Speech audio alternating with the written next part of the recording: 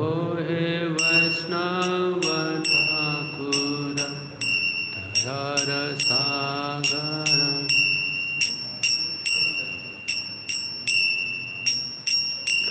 ओ हे वैष्णव ठाकुर दयार सागर।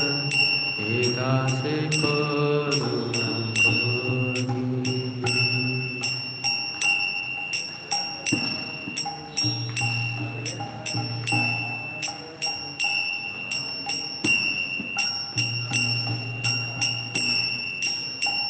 दिया पद छाया सुदय माया तुम्हार चरण धोई। दिया पद छाया सुदय अमर तुम्हार चरण धोई। ओ हे वैष्णव ठाकुर दयार सागर। हे दासे करुणा करी।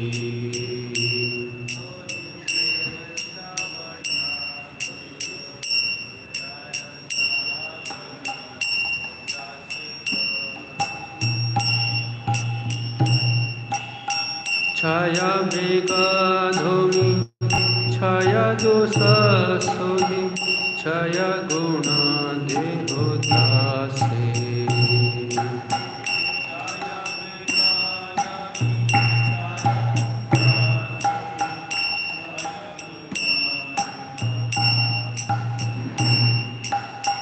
छाया बेगा धोमी छाया दोष सोधी छाया गुण देहो दासे।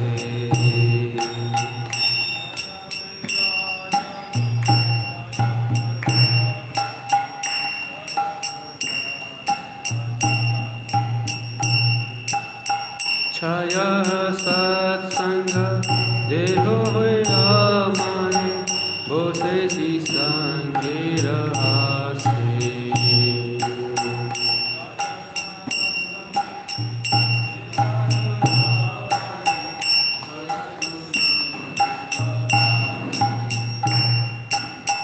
छाया सत्संग देहो माने बोसे सी संगे रहासे।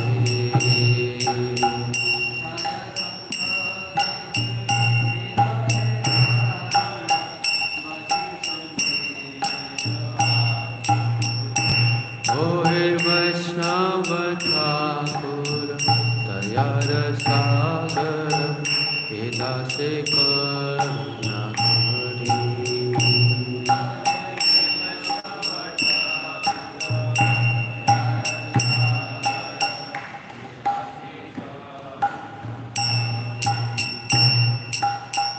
एकाकी आमार नाही पाय बल हरि नाम संकीर्तन में।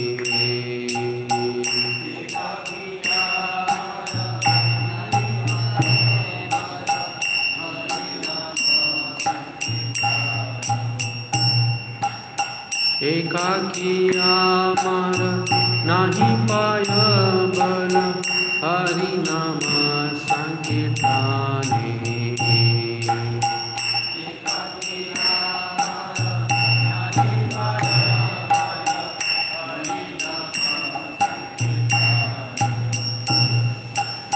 तुमी कृपा करी श्रद्धा बिंदु दिया देहो कृष्ण नाम धने।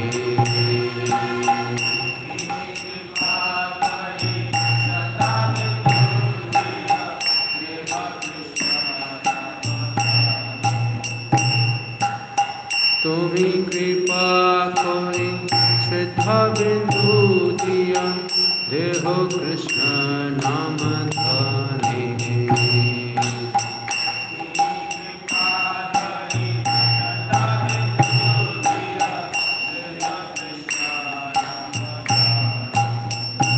ओ हे वैष्णव ठाकुर दयार सागर। हे दासे करुणा करी।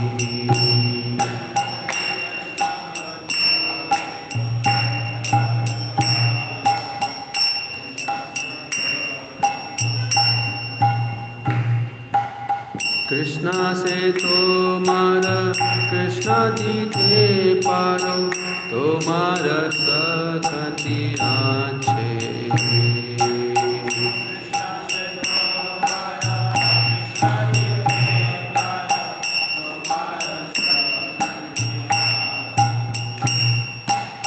कृष्णा से तुम्हारा कृष्णा दीते पारो तुम्हार सकति आछे।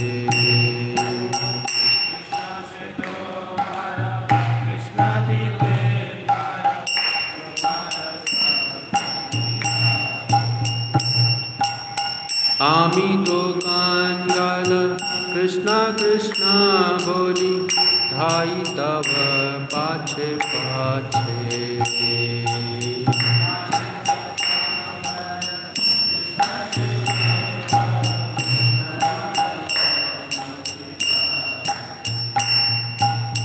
आमी तो कांगाल कृष्णा कृष्णा बोली धाई तब पाछे पाछे।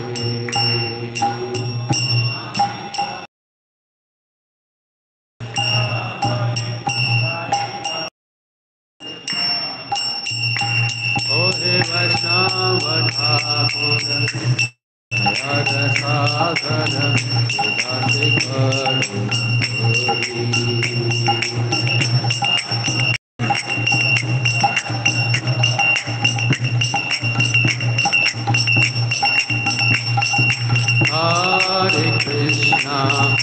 हरे Krishna Krishna Krishna Hare Hare Hare Ram Ram Ram Hare Hare.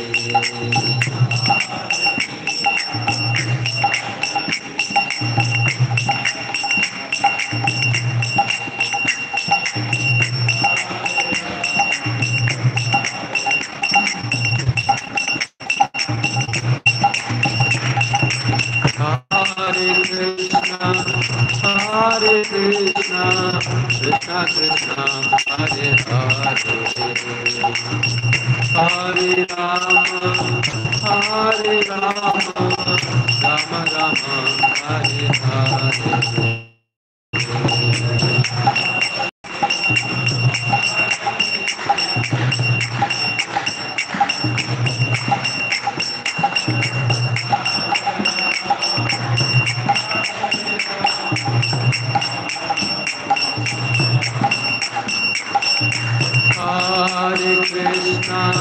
Hare Krishna, Krishna Krishna, Hare Hare, Hare Rama,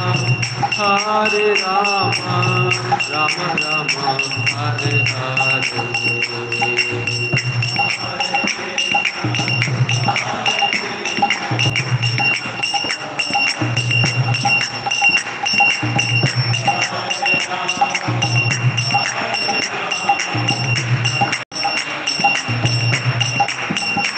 Jaya Vaishnava Thakur, Jaya Vaishnava Thakur, Vaishnava Thakur, Jaya Vaishnava Thakur.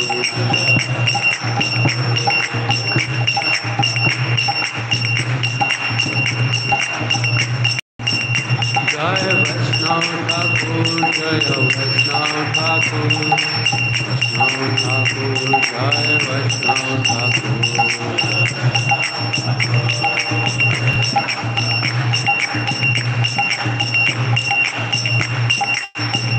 Jaya Radha Govinda Radha Govinda Radha.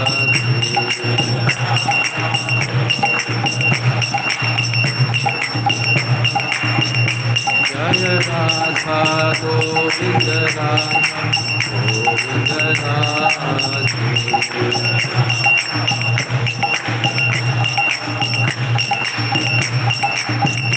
Jaya Jagannath, Jaya Jagannath, Jaya Shiva, Jaya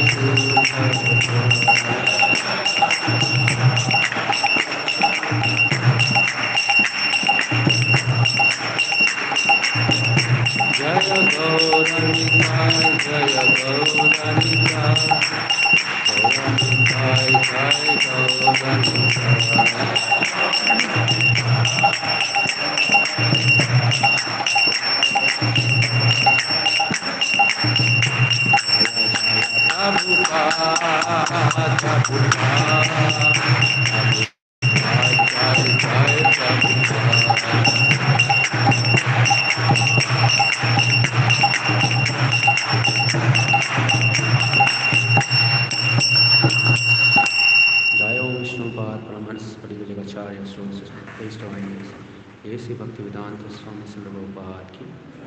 ISKCON Foundaचार्य, ब्यूटी फाउंडाचार्य, जगत गुरु श्रील प्रभुपाद की, अनंत कोटि वैष्णव की, नवाचार्य श्रील हरिदास ठाकुर की, संवेद गौर भक्तवृंद की, all glories to summer devotees, all glories to summer devotees, all glories to summer devotees, all glories to Guru and Gaurang Srila Prabhupada की जय।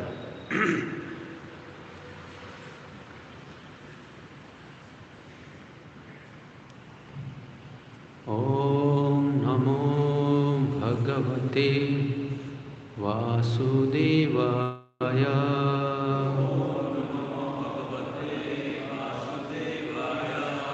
ओम नमो भगवते वासुदेवाय।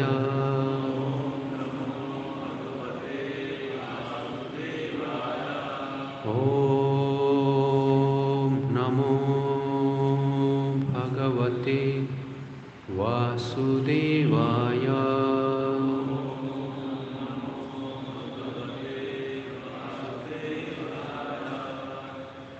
हरे कृष्णा।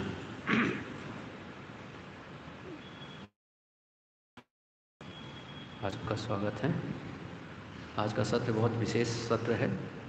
आज का दिन बहुत विशेष है, सत्र विशेष तो नहीं है, दिन बहुत विशेष है, कई आचार्यों से संबंधित है। तो आज हम मुख्यतः आचार्यों पर ही जो है चर्चा करेंगे। विशेष रूप से माधवेंद्रपुरी पर हम चर्चा करेंगे। उनके जीवन से एक हम पास टाइम लेंगे। मेरी काफ़ी समय से इच्छा थी माधवेंद्रपुरी को लेकर जो है चर्चा करने की, तो आज वो अवसर आ गया कि माधवेंद्रपुरी के बारे में थोड़ा सा चर्चा किया जा सके। हालांकि थोड़ा स्वास्थ्य ठीक ना होने की वजह से मैं इतना ज़्यादा कुछ अध्ययन तो नहीं किया हूँ आज, लेकिन माधवेंद्रपुरी काफ़ी समय से मन में हैं, तो पूरा विश्वास है कि जो है माधवेंद्रपुरी की कृपा जो है रहेगा हमारे साथ। तो माधवेंद्रपुरी की एक चैतन्यमृत में आता है, मध्य लीला 5वें अध्याय में आता है, तो वहीं से हम जो है इसको चर्चा करेंगे। हरे कृष्ण। ओम अज्ञानतिमिरान्धस्य ज्ञानाञ्जनशलाकया चक्षुर्मिलितं येन तस्मै श्रीगुरवे नमः। श्रीचैतन्यमनोभीष्टं स्थापितं येन भूतले स्वयं रूपैकदा मह्यं ददाति स्वपदान्तिकं। वन्देऽहं श्रीगुरुं श्रीयुतापत्कमलं श्रीगुरुं वैष्णवांश्च श्रीरूपं साग्रजातं सगना रघुनाथान्वितं तं सजीवं सावैतं सावधूतं परिजनसहितं कृष्णचैतन्यदेवं श्रीराधाकृष्णपादान् सगना ललिता श्रीविशाखान्वितांश्च। हे कृष्ण करुणा सिंधु दीनबंधु जगत्पते गोपेश गोपिकाकांत राधाकांत नमस्तुते।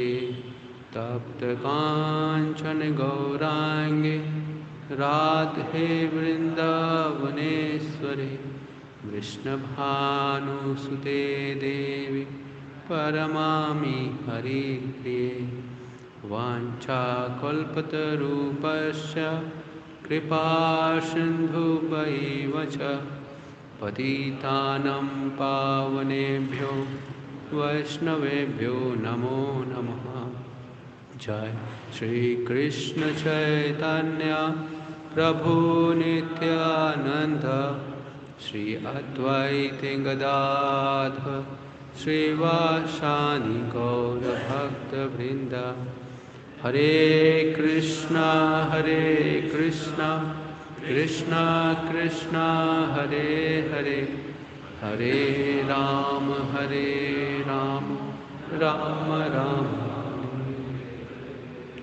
नमः ॐ विष्णुपादाय कृष्णप्रेष्ठाय भूतले श्रीमते भक्तिवेदांत स्वामिनिति नामिने। नमस्ते सरस्वते देवे गौरवाणी प्रचारिणे निर्विशेष शून्यवादी पाश्चात्यदेशितारिणे। पंचतत्वात्मकं कृष्ण भक्तरूपस्वरूपकं भक्तावतारं भक्त्याख्यं नमामि भक्तिशक्तिकम्।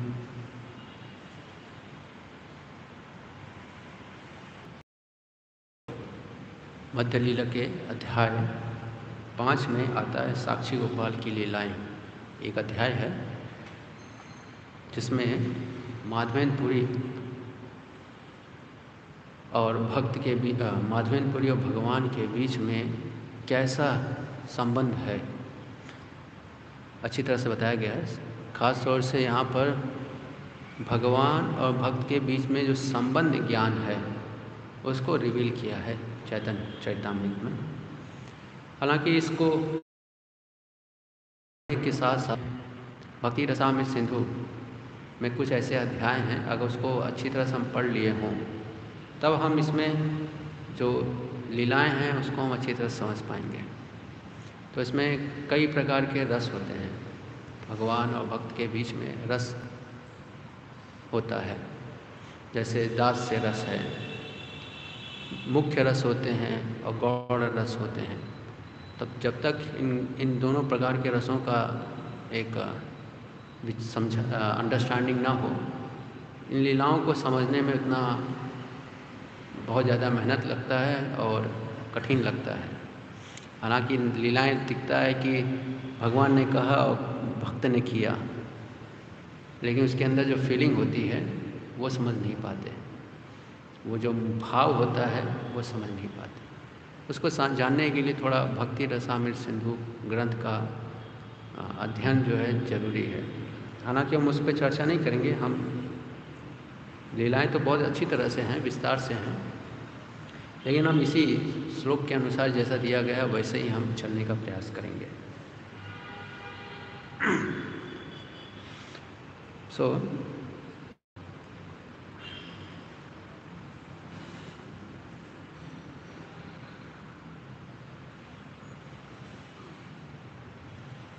तो यहाँ पर जो है कविराज गोस्वामी यहाँ पर श्लोक में पढ़ रहे हैं। मैं श्लोक और के साथ चलता हूँ, थोड़ा एक्सप्लेन करता जाऊँगा। पद्भ्याम चलन या प्रतिमा स्वरूपो ब्रह्मण्य देवो हि सताय गम्यम देशं ययो विप्रकृते अद्भुतेहम तम साक्षी गोपाल अहम नतो अस्मि। तो यहाँ पर जो है बता रहे हैं कि भगवान के बारे में बता रहे हैं कि भगवान क्या है कि एक साक्षी गोपाल के रूप में प्रकट होते हैं। एक ब्राह्मण को जो है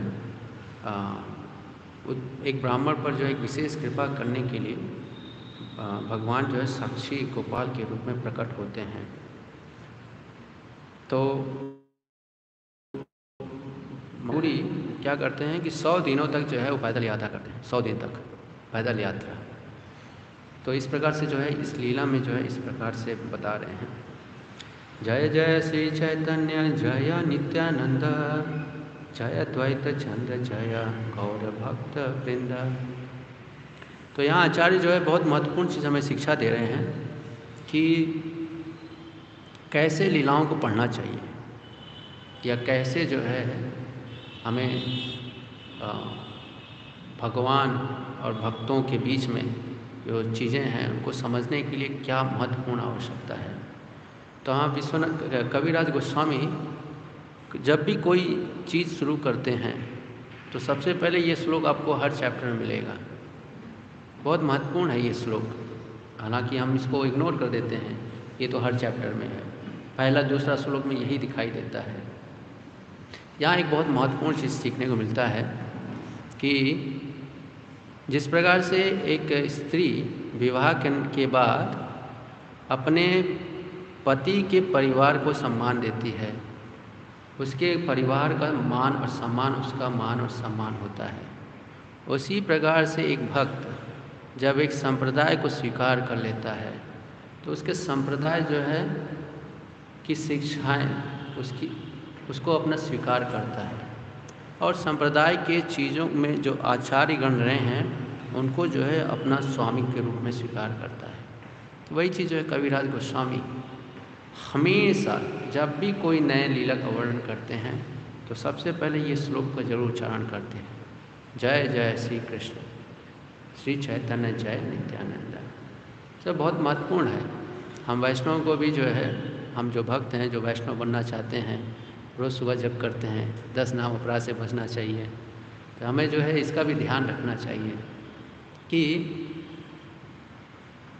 हम अपने आचार्य, अपने पूर्ववर्ती आचार्यों या हमें उन सभी भक्तों का जो विशेष सम्मान करना चाहिए जो इस परंपरा से जुड़े हुए हैं, क्योंकि उन्हीं की कृपा से प्रत्यक्ष या अप्रत्यक्ष रूप से जो है आज हम बोलने के योग्य हैं, सुनने के योग्य हैं, 16 माला करने के योग्य में हैं, गले में माला, कंठी माला पहनने के योग बने हैं। तो जो कुछ भी योग्यता आज है वो हमारा अपना कोई प्रभाव नहीं है। इसलिए जो है ये मूड जो है उत्पन्न करना बहुत आवश्यक है। बिना इस मूड के कविराज गोस्वामी जो है बिना इस मूड के किसी भी संदर्भ को आगे नहीं बढ़ाते हैं। तो उसी प्रकार से हम भक्तों को भी जो है यही मूड रखना चाहिए। यही मूड रख कर ही, यही मूड रखेंगे तभी हम परंपरा के मूड को समझ पाएंगे। अदरवाइज़ जिस प्रकार से एक असभ्य स्त्री जब परिवार में विवाह करके आती है और उस परिवार के संस्कृति को ना जानकर अपनी मनोवृत्ति डालती है तो उस परिवार में जो है क्या होता है, कला होता है। तो उसी प्रकार से जब हम अपनी इस संस्कृति को भूल जाएंगे, इस चरित्र को भूल जाएंगे, इस व्यवहार को अपने जीवन में नहीं उतारेंगे वैष्णव समाज में, तो फिर क्या करेंगे? उत्पाद, हम सर्वोपरि, मैं ही हूँ, अब मेरा डिसाइपल चलेगा, मेरे फॉलोअरशिप चलेगा, सब कुछ मैं। स्वाभाविक है ये। इसीलिए सभ्य भक्त बनने के लिए जिस प्रकार से हमारे आचार्य पालन कर रहे हैं वैसे ही पालन करना चाहिए। बहुत सूक्ष्म है ये चरित्र बहुत सूक्ष्म है। इसको स्वीकार करेंगे सुखी रहेंगे, स्वीकार नहीं करेंगे दुखी रहेंगे, बहुत सूक्ष्म है। तो इसलिए जो है कविराज गोस्वामी जिस प्रकार से यहाँ पर कोई भी लीला शुरू करने से पहले अपने परंपरा को जो है स्मरण कर रहे हैं, वैसे ही जो है हमें भी जो है अपने आचार्य लिख रहे हैं, जो उन्होंने नहीं लिखा है उसको वो लिख रहे हैं। ऐसे ही जो है हमारे भक्त भी होने चाहिए कि जो है किसी के विचारों को काटने के बजाय जो उसके विचारों को जो है स्थान देकर जो उन्होंने नहीं बताया है वो चीज़ बताना चाहिए। तो बहुत महत्वपूर्ण है ये सीखना आवश्यक है कि किस प्रकार से जो है अपने समकालीन भक्तों के साथ किस प्रकार से व्यवहार होना चाहिए। साधारणतः जो देखा जाता है जो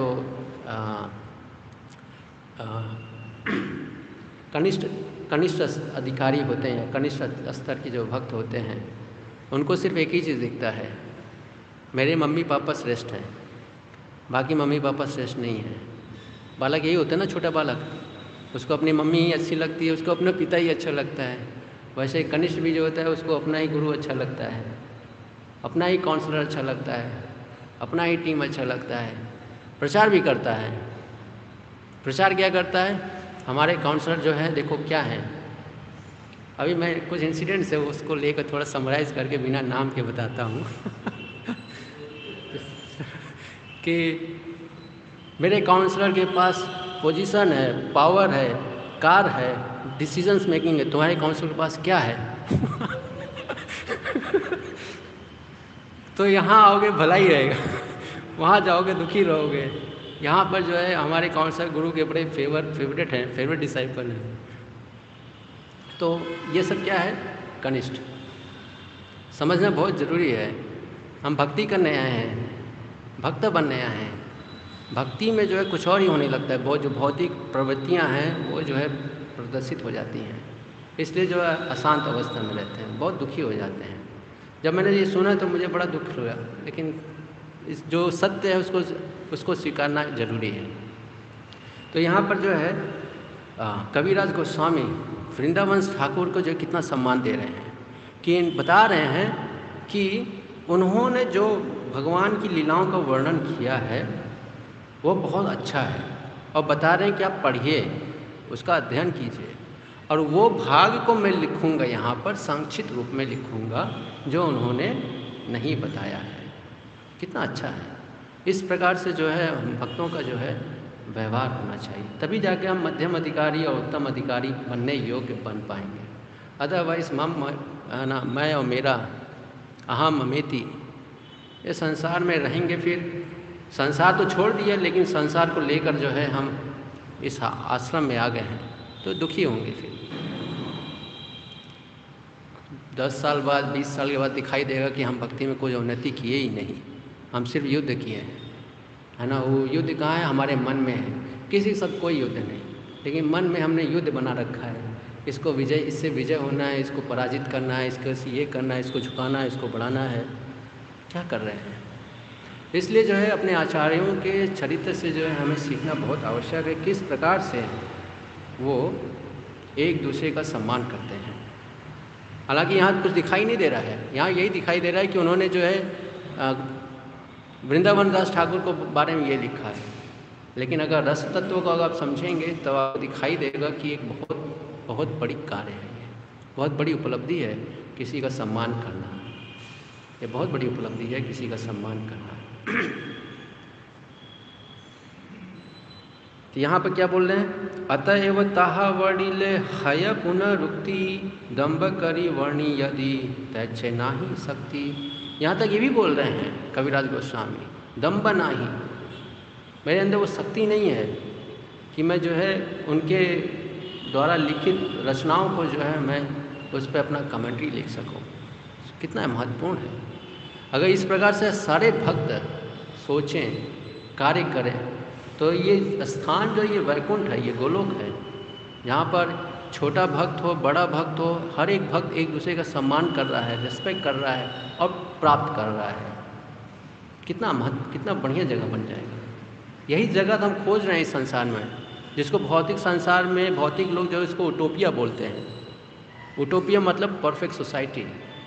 परफेक्ट सोसाइटी कैसे बन सकता है? यहाँ पर इन शिक्षाओं को, इन चरित्रों को जो है अपने जीवन में अगर हम उतार लें तो परफेक्ट सोसाइटी, उटोपिया एग्जिस्ट करता है।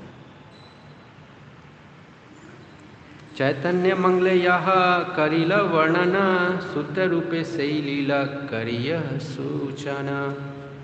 तो चैतन्य भागवत वृंदावन ठाकुर ने जो लिखा है उसको जो है शुद्ध रूप में प्रस्तुत करेंगे, ऐसा यहाँ पर उन्होंने बताया। अतएव तार पाए करिय नमस्कार, तार पाय अपराध ना हहुक आमार। अतएव मैं वृंदावन दास ठाकुर के चरण कमलों में अपना सादर नमस्कार अर्पित करता हूँ। कितना महत्वपूर्ण है। एक भक्त जो है सभी के सामने दूसरे भक्त को प्रणाम कर रहा है। बहुत कठिन नहीं है, लेकिन बहुत कठिन है कि कई लोग जो यहाँ बैठे हैं और एक भक्त दूसरे भक्त को जो प्रणाम कर रहा है, न सीनियर है न जूनियर है, कुछ नहीं देख रहा है, प्रणाम कर रहा है। क्यों? ये है चरित्र। ये ऐसे ही जो एक सोसाइटी जो है सभ्य सोसाइटी, एक आदर्श सोसाइटी बन सकता है। आदर्श सोसाइटी जो है सारे जो चैतन्य चरितमृत में दिखाए हैं, कैसे आदर्श सोसाइटी बन सकता है। मुझे आशा है कि मेरे इस कार्य से उनके चरण कमलों के प्रति अपराध नहीं होगा। कितना कितना सेंसिटिव है कि जब कोई चीज़ फिलॉसफी डिस्कस करने जा रहे हैं तो कॉन्फ्लिक्ट ना हो जाए, पढ़ने वालों में कॉन्फ्लिक्ट ना उत्पन्न हो जाए कि ये श्रेष्ठ है कि ये श्रेष्ठ है। ये विचार जो है लोगों में ना आ जाए, इतने सेंसिटिव होकर जो है उनको प्रणाम करके और आशा कर रहे हैं, भगवान से प्रार्थना कर रहे हैं कि उनके चरणों के प्रति अपराध ना हो जाए।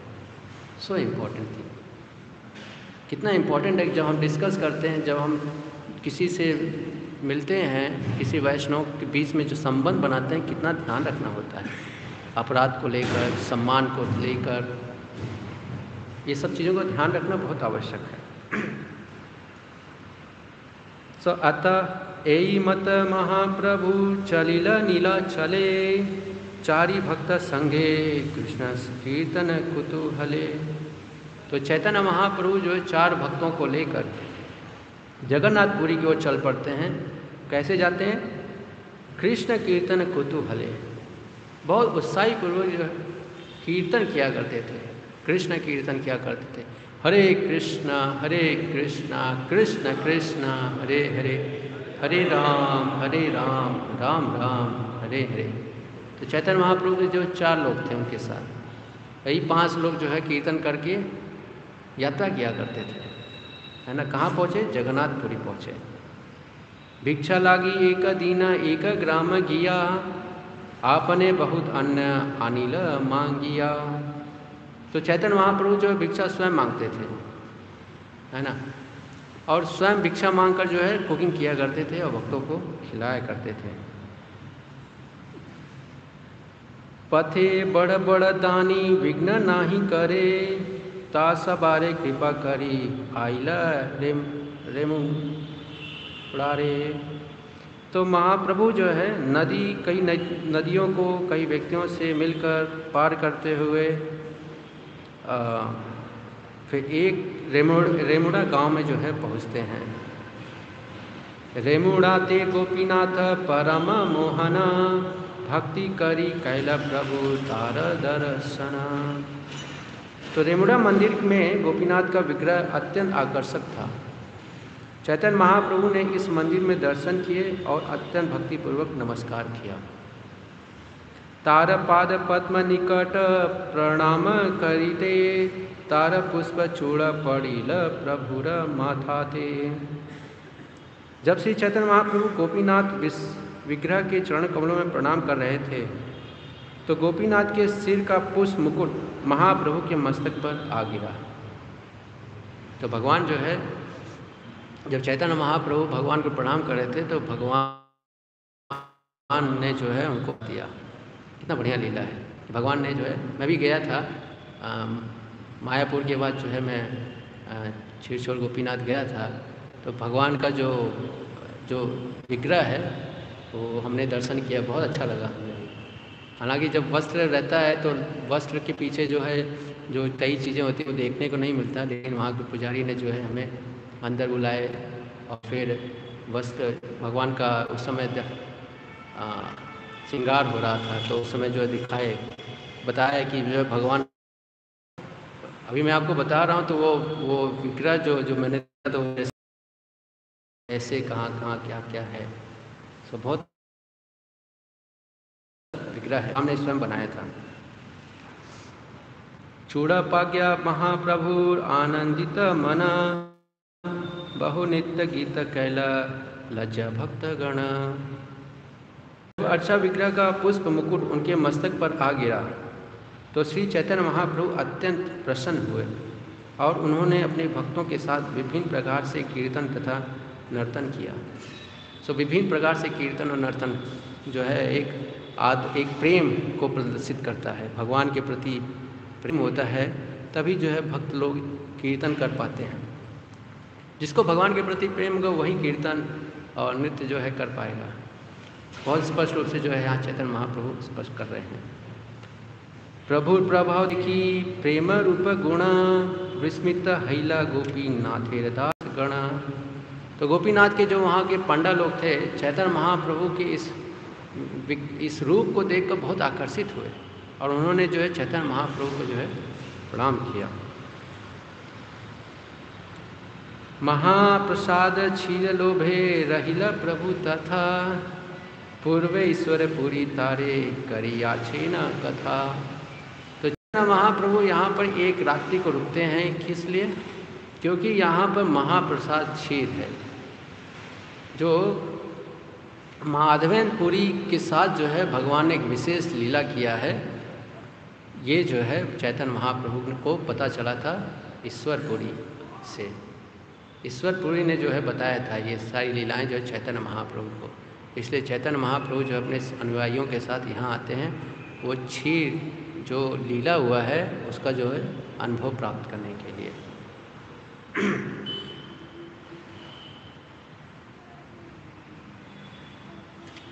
तो चैतन्य महाप्रभु बताते हैं, पूर्व माधव पूरी लागी क्षीरज कैला चूरी अतएव नाम हैला क्षीर छोरा हरी। तो चैतन्य महाप्रभु बता रहे हैं, पूर्व काल में इस विग्रह ने माधवेंद्रपुरी के लिए क्षीर का पात्र चुराया था। भगवान ने जो है क्षीर का पात्र चुराया था, चैतन्य महाप्रभु बता रहे हैं ये। अतएव वे क्षीर चुराने वाले भगवान के नाम से प्रसिद्ध हुए। क्षीर छोरा हरि, ऐसा यहाँ पे बता रहे हैं। पूर्व श्री माधवपुरी आइला वृंदावना, भ्रमिते भ्रमिते गेला गिरी गोवर्धना। एक बार श्री माधवेंद्रपुरी वृंदावन गए और वहाँ घूमते घूमते हुए गोवर्धन पर्वत पहुँचे।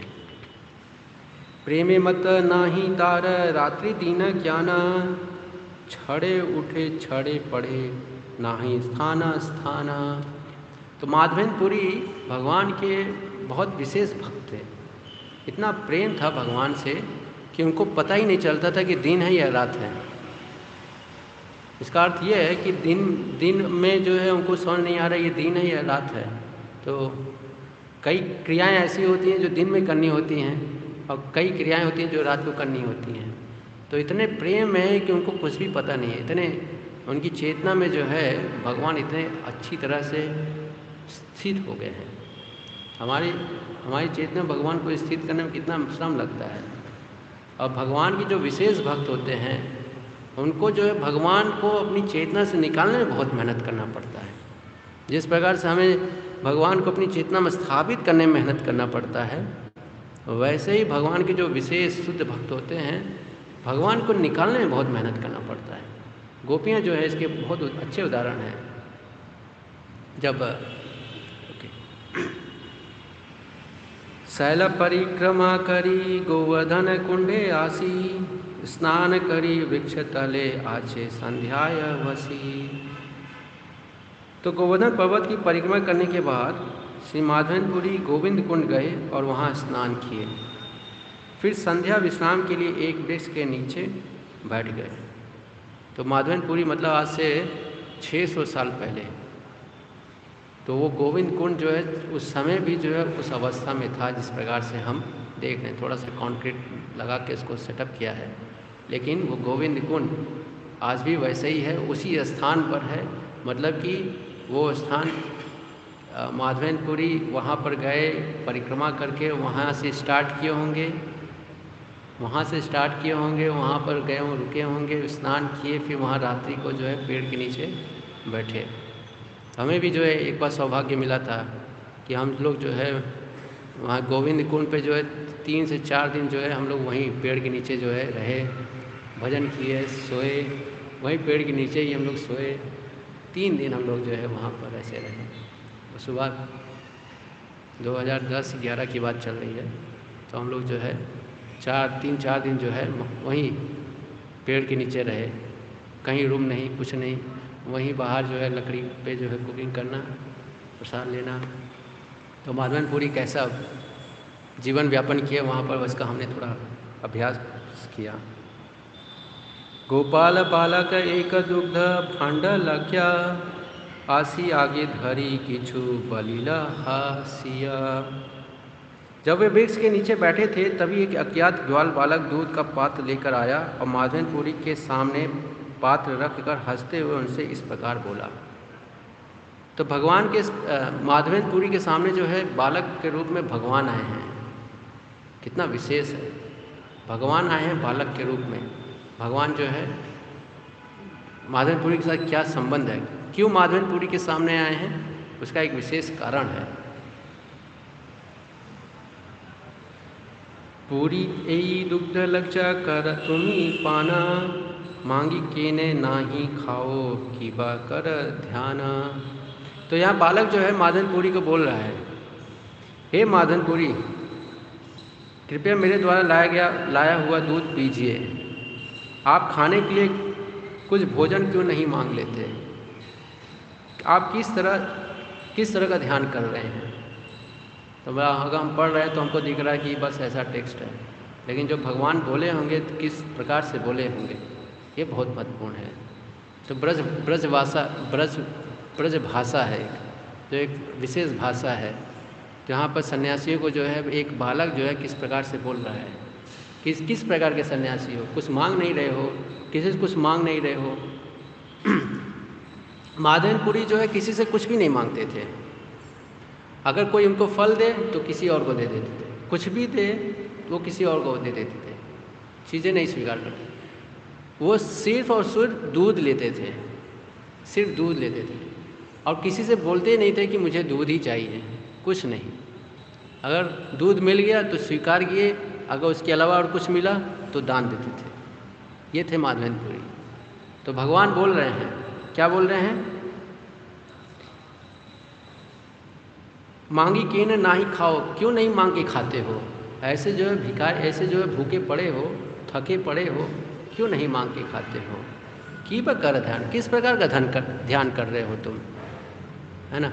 तो माधवेंद्रपुरी को जब भगवान के इस शब्द को सुनते हैं तो एक विशेष प्रकार का उनको अनुभव होने लगता है। क्या करते हैं? बालकेर सौंदर्य पूरी रहिल संतोष, ताहर मधुर वाक्य गेला भोक शोक। तो माधवेंद्रपुरी बहुत थके थे, तो जब बालक के टोन को सुनते हैं, भाषा को सुनते हैं, तो उनके सारे शोक और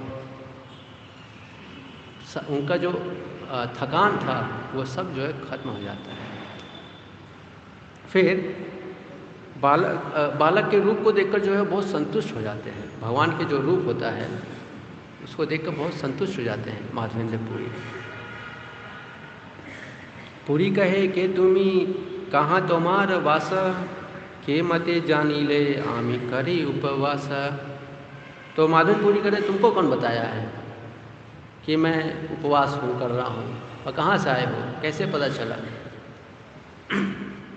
तो फिर जो है बालक बोलता है, बालक कहे गोप आमी यही ग्रामे वसी, आमार ग्रामते केह ना रहे उपवासी।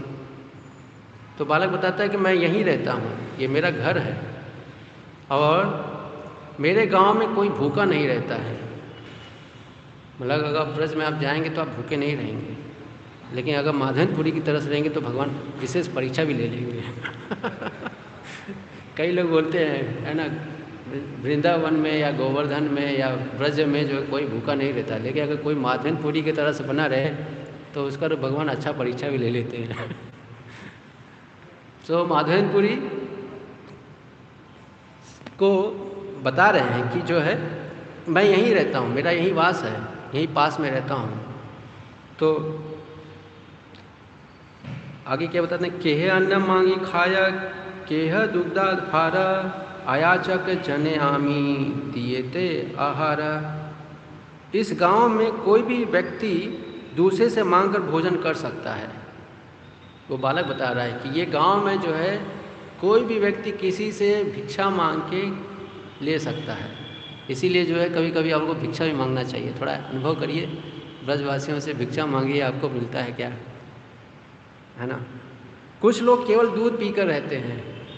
ये जो है माधवेंद्रपुरी को बोल रहे हैं कि कुछ लोग जो है केवल दूध पी के रहते हैं, किंतु यदि कोई व्यक्ति किसी से भोजन नहीं मांगता तो मैं उसको खाने की सारी वस्तुएं देता हूँ। तो भगवान जो है, अगर आपको रहना है धाम में माधवेंद्रपुरी की तरह से, तो कुछ मत मांगिए। अगर आपके पास दूध आ रहा है, समझ लीजिए कि वो भगवान ने ही जो लेकर या किसी के माध्यम से भेजे होंगे। आपकी श्रद्धा के अनुसार जो है हो सकता है प्रत्यक्ष रूप से आ जाएं या अप्रत्यक्ष रूप से किसी को भेज दें, है ना। हो सकता है गाय ही आपको मार दे कि आप उसके दूध पीने के योग्य हो नहीं और मादनपुरी जैसा व्यवहार कर रहे